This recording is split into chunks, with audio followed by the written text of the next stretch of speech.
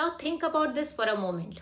The first time you walk into a room full of strangers, what is it that you notice first? Is it their face, their energy, the way they carry themselves? Or is it something even more simpler? Their name? Because before you understand who they are, before you read into their emotions, before you sense their energy, you name them, right?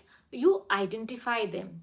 You give them a place in your awareness. And from that one simple act, an entire perceptions begins to unfold.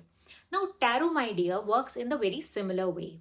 When you pick up a card, yes, you see the imagery, you feel the symbols, you connect with the energy. But even before all that, your mind quietly registers the name. And in that single word or phrase, an entire universe of meaning is already waiting for you. Hello, my lovelies. A warm namaste and greetings from Chandra, Tellataletarot advisor. And today we begin on our very first step in this journey of 21 steps of reading a card. Naming the card is the first step. As I say, name the stranger. I'm so excited to bring this to you. Before we go any further, I want to share something which is very personal to me.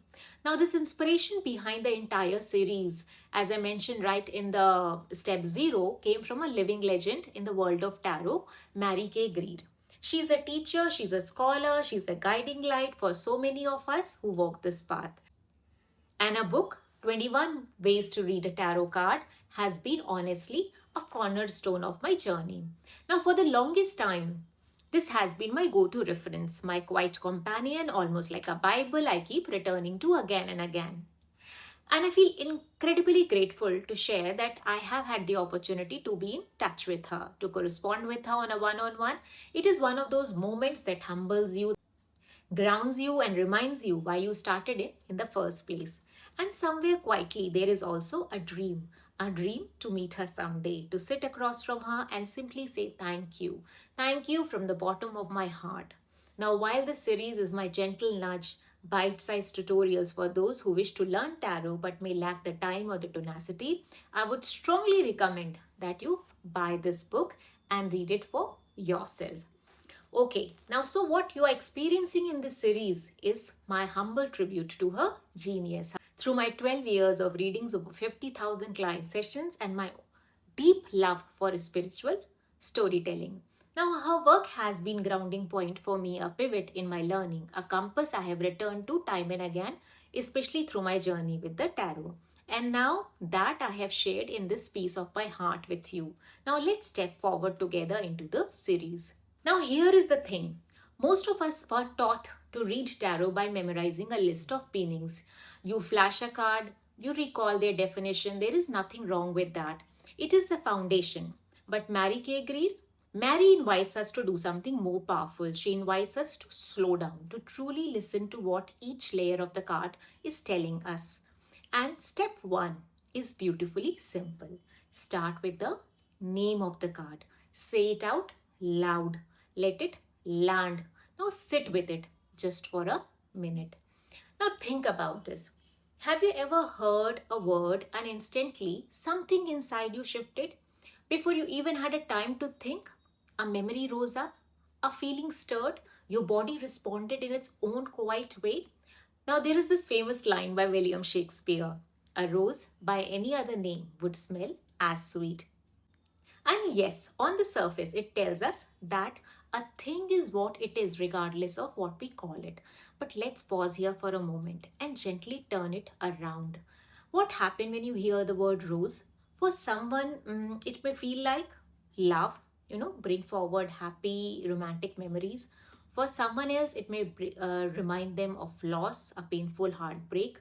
For another, it may bring back a specific person, a place, or a memory they can almost touch again. So is a rose just a rose, or does the name itself begin to carry a story within? And that is exactly where the tarot begins. So when you pick up a tarot card, I want you to do just 2 things.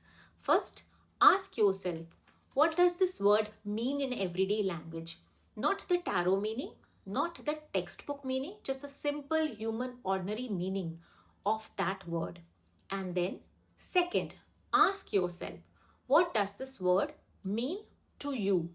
What does it awaken within you? An image, a memory, a feeling, a quiet knowing in your body. Because that, my dear, that name of the tarot card is not just a label, it is the first layer of the story.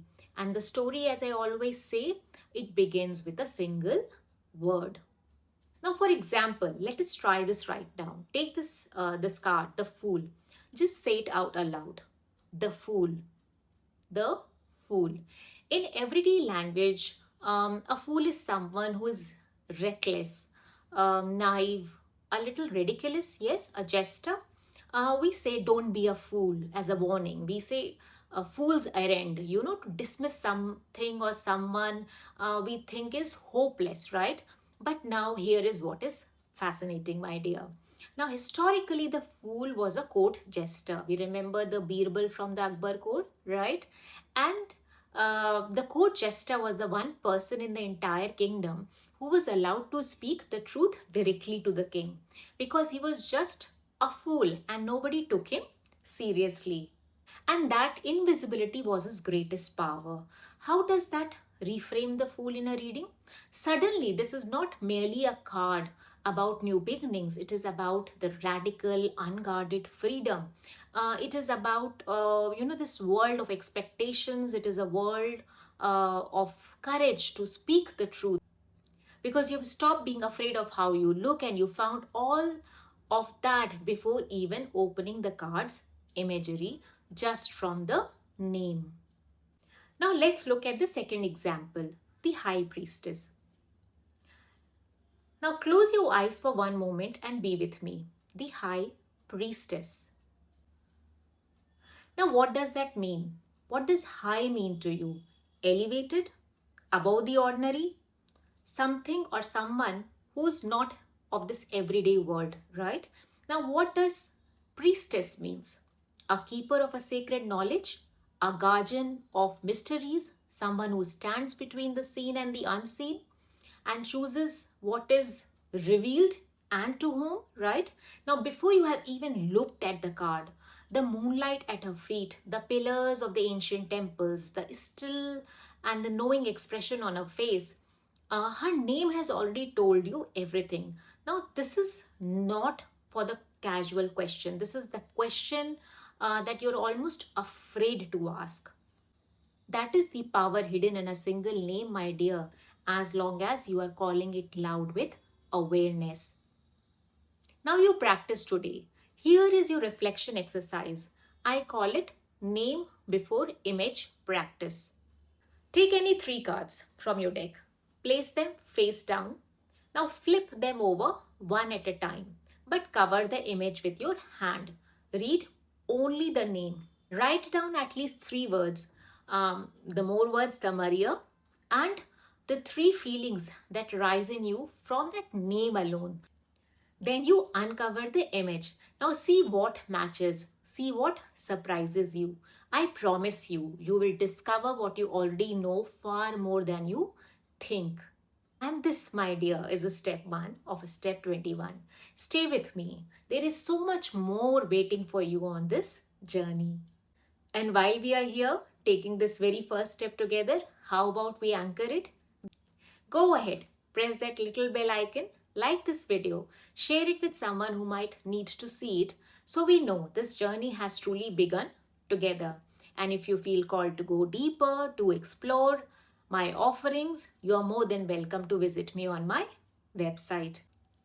Thank you for choosing to walk this path with me. See you in the next step. Love and light, Chandra.